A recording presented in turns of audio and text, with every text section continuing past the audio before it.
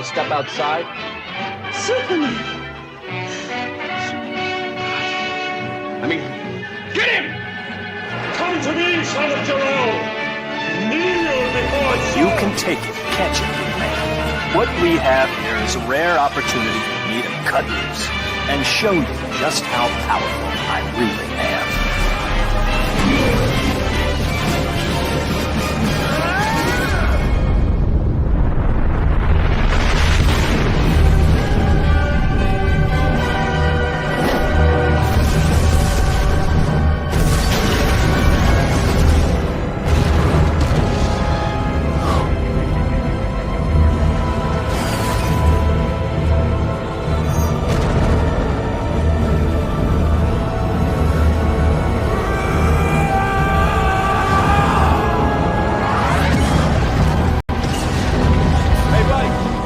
Up here.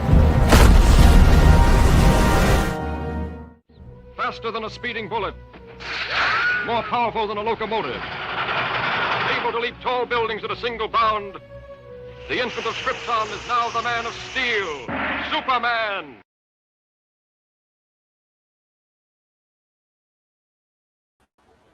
Greetings, travelers, Wiz Kids, and Wordplayers.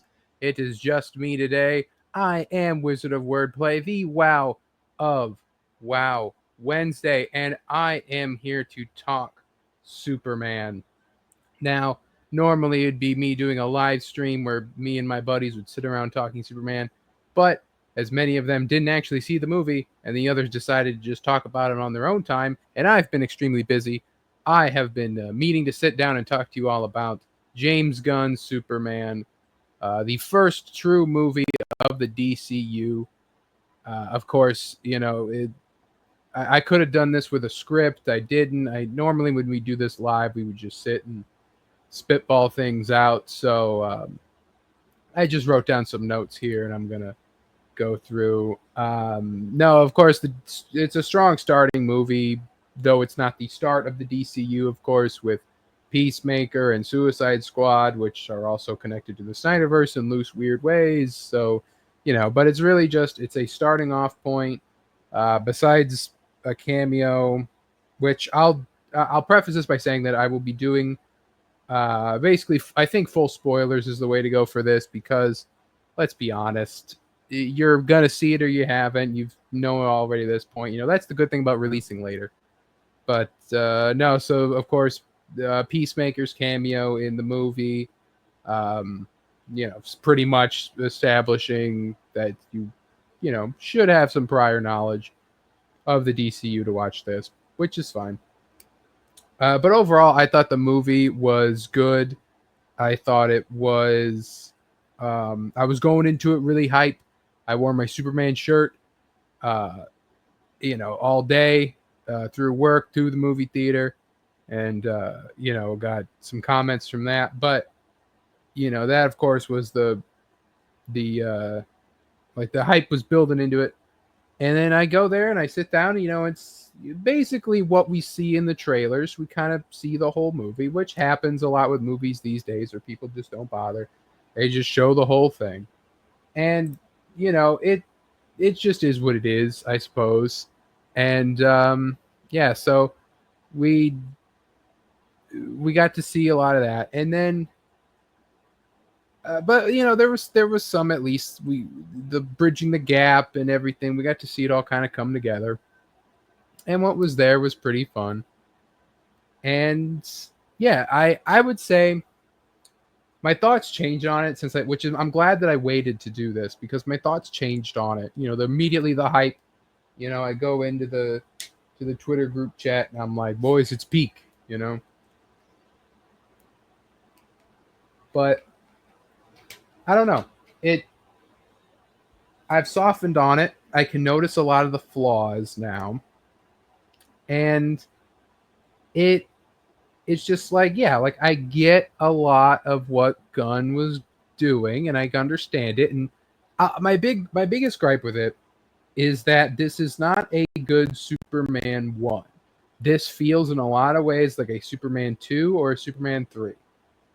And if you are unaware of Superman at all, you are going to have problems with really getting a grip on all this. Now, that is to say that a lot of people are aware of Superman, and they know the deal. Baby falls from planet, farm, city, superpowers, cape. Like, they know all that stuff. But there's a lot of, like, Luthor being obsessed with hating Superman. Just the overall, like, Lois and Clark kind of thing. And just Superman being the symbol of hope. We kind of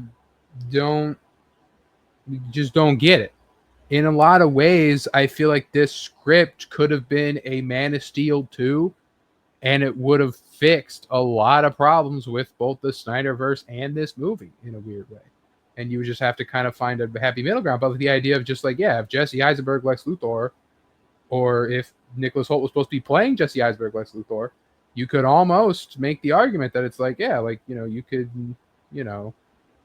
it kind of works if this was Cavill, or if this was meant to be Cavill, in almost a Superman Returns like way, where and Superman Returns did too, but that was sort of meant to be in the Donnerverse, so at least you were supposed to look at it with that lens. Where this is a starting continuity, starting from zero.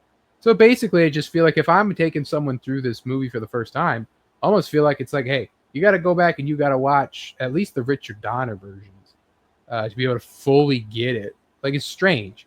But if you know about these characters and you know who Lex is and what his motivations are, you're like, yes, this is being adapted really well. Lex is a very great adaptation of the Luthor that we see in more modern times. I'm so obsessed with Superman, he cannot be superior than me, I must destroy him, I have to be petty. This is a petty Lex Luthor. But it's just my biggest hang up with it at the time was like, if this is someone's first real Superman thing, or the first time seeing, like, if this is like your dad is going to see Superman for the first time since Richard Donner or even Man of Steel, he's going to be lost in a lot of ways, and that's just that's just how it is. I'll also say too, the humor in a lot of ways doesn't hit. There's a couple of moments, like, the jokes can be good. Gunn can write humor, but there was one moment that stuck out for me, and it was Crypto interrupting Luthor's speech at the end and slamming around, and then Superman being like, hey, stop that, right? I felt like that completely undercut the scene. If I was the one in charge of Gunn in that moment, I would have been like, hey, Gunn, cut it out. Don't do that. Like, find another way to end it, even if it's the cops bursting in and grabbing him, and then Luthor does the final, like, I'm the greatest criminal mastermind of our time, right? And does that classic line. But yeah, that was my big, like, I could have done without that. And yeah, then there was, of course, the Justice League. And, Mr. Terrific got to shine pretty well. Hawkgirl got some moments. Guy Gardner kind of stole the show in a lot of ways. And Guy Gardner was the one, too, that I was the most hesitant with. I was like, what are they going to do with Guy? He doesn't look that good. Doesn't, how can they do this? But no, he is an asshole, and he plays the asshole really well. And, yeah, so I enjoyed that. I thought he did pretty good. But when the time to step up, he steps up, and so good. You have a nice little character arc there. And and then Hawkgirl was just Hawkgirl I probably is the least utilized of the three, where you're like, okay, like Metamorpho does more. Metamorpho doesn't even join the league until the end, but Metamorpho does more. And if you're a big Metamorpho fan, I mean, props to you. You got some stuff out of Metamorpho, but I'm not really a huge Metamorpho guy. I mean, like, he's cool, but it's just like, yeah, like, would have done with maybe less Metamorpho or more built around Metamorpho in a strange way. Like, if he was just like the third guy in this movie and the Justice League weren't there, then yeah, you could have had something. Like, and then you put the Justice League there, and then you have Metamorpho there. It's like, maybe you should have cut the Justice League out of this movie and put Metamorpho in there, right? And so it's like, I feel like you could have swapped some stuff around. And that is, I'll say, like, one of the things that the movie struggles with is juggling so much. And like, the cast of this movie is pretty heavy, and then you kind of get to the point where it's just like, yeah, Jimmy does something, but there's a lot that's just kind of cut, where it's like you don't see Jimmy. I feel like Jimmy could have done more and been more of a presence without being like how he was used, and it's just a strange. Like, props to Gunn for doing. And Gunn shines with ensemble cast anyway, but like, it's a lot. It's a lot to juggle. And the movie does well enough. It doesn't fumble it, doesn't drop it, but it definitely had its troubles. Of course, Nicholas Hoult is Luthor. You know, more props to that. I mean, he was rumoredly to be the highest paid actor of the cast, and it makes sense. And he really gave it his all. I can see this is a Luthor that I can see donning that mech armor, and they're definitely going to give us that in a sequel. We're going to see a Luthor in prison, like All-Star Superman. That can definitely be seen there. It makes sense. The mech suits have basically all but been set up, or they've been set up at all but like put together, put on Luthor at this point. So, you know, that's, you know, going pretty well. And yeah, so like, you know, he's a petty guy. He does terrible things. There's one joke also with that where I know that the monkeys was a hot button issue before the movie even came out. And I felt like the monkeys could have been written organically, where maybe it was, my thinking was like, oh, maybe Superman has a theory that Luthor has mind-controlled monkeys or something. He mentions that in a thing. But in actuality, Luthor didn't. And then Luthor, out of pettiness, does do that just to, like, I don't know, get under Superman's skin or something like that. Like, there could have been something there. And, yeah, so I wish could have had something there. Yeah, so, you know, that was like, I was like, oh, okay. Is this really a Gunn, or is this really a Luthor thing? I'm not sure. Yeah, there's some Gunnisms in this movie as well. The music wasn't as heavy as I thought it'd be. I thought for sure that Clark was going to be known for earbuds in all, because I thought we were going to get way before I talked about it on the streams, that I thought we were going to get like young Superman and a lot more of this, and kind of like, you know, your classic origin, you see the young Clark Kent, but he was going to have the earbuds and he was going to be like, I grew up in the 80s, so I like 80s music and stuff like that. We were going to get that, and we get hints of it, but it's not like we have to just see it. And so the music is barely used, which is nice, because if you know Gunn's other stuff like Guardians, Suicide Squad, and Creature Commandos, the music is heavily prevalent and all that. So I thought that it was pretty well done. And of course, the punk rocker theme at the end is an earworm, sticks with you. And I know I was jamming to it during work after watching the movie, where it's just like, yeah, like you just want to just keep singing it. So. You know, and it's the humor, of course, has its moments. It shines, it fails. You know, that's Gunn. He's going to do that. Never felt out of place besides that one, though. Never ruined a moment besides that one time. So I know people like to say the fifth dimensional imp thing, but as was pointed out, it's not much of a threat. So it's like, why does it matter? But yeah. And then another Gunnism is the birth parentage hating. Right, or like that Star-Lord, you know, his birth dad is not his true dad, it was Yondu. And you know, Christopher Smith, his birth dad is terrible, his birth father's terrible, and all this stuff, you know. And it's kind of an underrated, underused Gunnism, but it's there. And we get this with Jor-El and the revelation that Jor-El wants Clark to repopulate Krypton with the Earth women and stuff. And I know people like to say that, well, that's because it's tampered with by Brainiac, or it's actually because it's General Zod or something. But I think that that's just, it's a Gunnism, and I think that that's just Jor-El's just not Jor-El, and the mom's name I don't remember. I think it's like Laurel, are not good people, and they're just, it's like, yeah, whatever. And then we'll probably never see them again. We will probably never hear about Krypton again unless Brainiac comes around, which Brainiac could, because he's yet to be done in a live action movie. So you know, it's like, we'll might get that later, but otherwise it's like, I doubt it. I doubt that they'll ever touch it again. And then it's just going to be like, no, Earth is Superman's home, not Krypton. That's the end of it. Because I will say that Snyderverse kind of leaned pretty heavily into the Krypton. A lot of Jor-El, like you kill off Pa Kent so early and have one of Snyderverse's problems, of course, Man of Steel, is the way that it handles Pa Kent. And so you get that kind of early on. You get that out of the way, and then he only has the hologram of Jor-El. What is Jor-El? Jor-El's all about Krypton, So there's very Krypton influenced in the Man of Steel stories because Snyderverse wanted to make him this god on Earth, Whereas this is just James Gunn Superman is a man with god powers. He's not a god who has to pretend to be a man, And so that's really what James Gunn wants to hammer home, and I think that's why he just sacrificed Krypton literally just to be like, no, like, or Jor-El they had this bad idea for what they want to do. We're not doing it. We're not touching it, whatever, And so I think that's really just the idea. And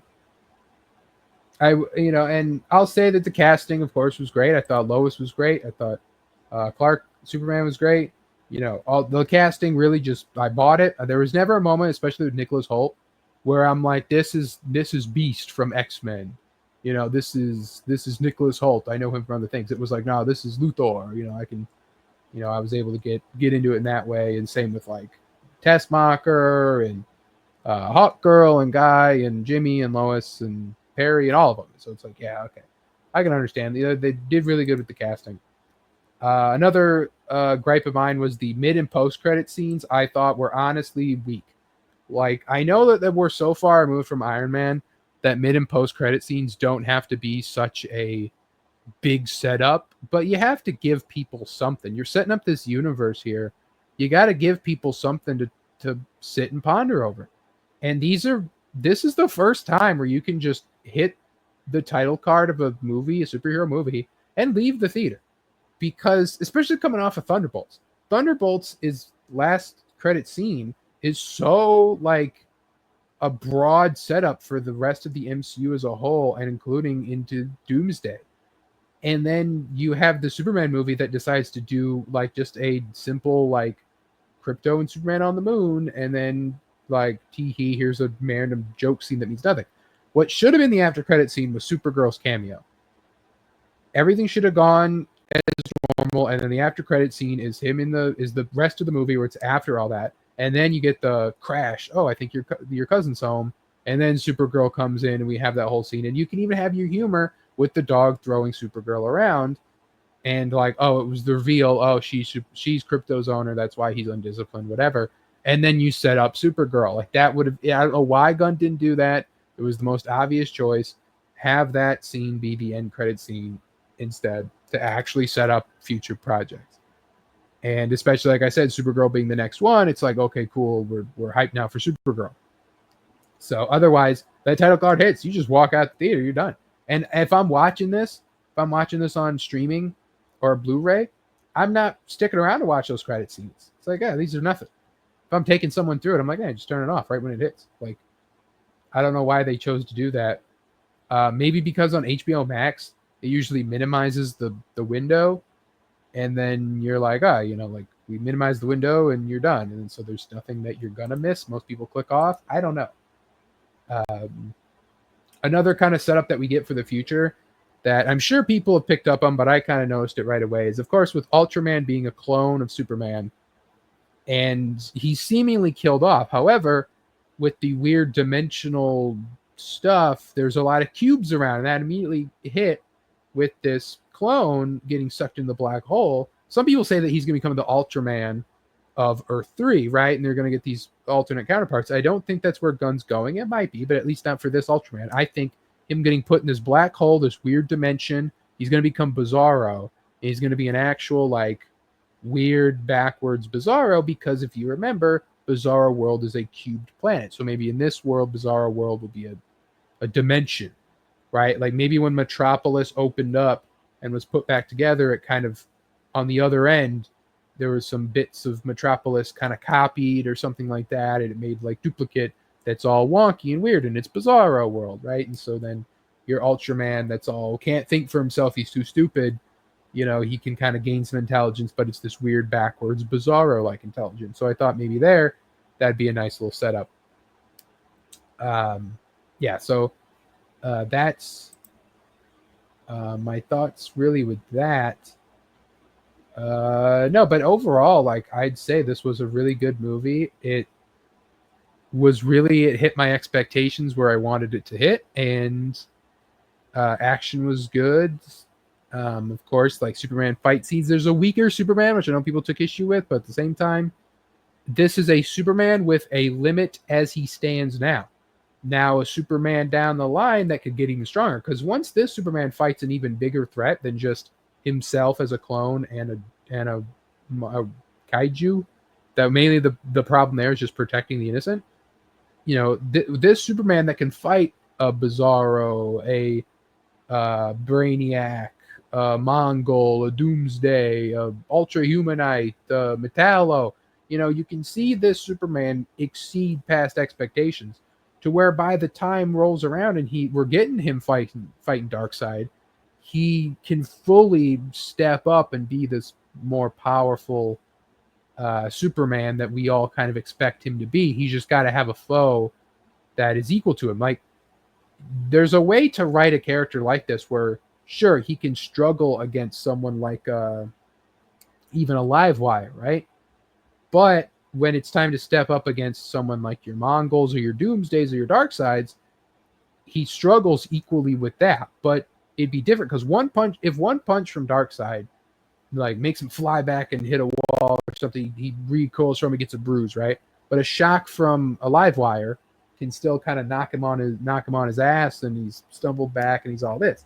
That's not necessarily means he's weak. It just means that he is, you know, he's more powerful the later on into his timeline. And the best example of this is the DCAU Superman, where if you watch Superman the animated series, he's taking hits, he's getting electric shocks, he's a weaker Superman. But when the time comes where in Justice League he has to fight Mongol, he has to fight Darkseid, you know, he can hold his own, you know, and so that's really the point, is that he's, you know, he's not necessarily a glass cannon because he doesn't go down. He can just kind of get knocked back a bit. But when the time comes for him to fight something super powerful, when he's knocked back, you know, it's not comparative, even though it kind of looks that way. You know, that is to say that, you know, I trust Gunn with what they're doing here. Was Gunn the right person for this movie? I'm not sure. Creative head, probably he'll be good. But right person for this movie, I'm not sure. But we'll see what happens with that. You know, I think it's better than Man of Steel. I'll say that probably a million times. As far as like being a Superman movie, it's better than Man of Steel. I don't think it's better than Richard Donner, but Donner's also slow, so there is that. But you know, there are some problems with this, with the bloating, the humor, you know, stuff like that. So overall, I'd say, you know, good first outing. It lived up to the hype, in my opinion. I'll be interested to see as this picks up and where we go with other things coming out with Supergirl, and Peacemaker will be next. And, you know, the rest of the DCU really as a whole, we'll see what happens. With Supergirl, there was some things that Gunn said about how, like, oh, she's going to be a mess and she's going to be, you know, we're going to explore that kind of side, which I might make a video about that, going over that. So, yeah, so, you know, we'll see where the DCU goes, but I think we have a strong start, and I think that they definitely gave us a reason to stick around and see what they're doing next. So that's my thoughts on Superman. I wish I could have done this on a stream, but everyone was busy, including me. So, you know, what do you do? I hope to get back to streaming soon. I'll probably end up doing a video like this for Fantastic Four as well. But yeah, so thank you everyone for watching. Subscribe if you are new. Of course, we normally do a live stream every Wednesday. We hope to be doing back that as well. Plus our special Thursday shows and occasional Saturday gaming streams. You know, we might start doing Batman related topics. Who knows? But you know, we will. You know, that's still coming on this channel. You know, channel is not gone forever. You know, we're just doing a lot of stuff. But thank you all for coming, and I'm going to play the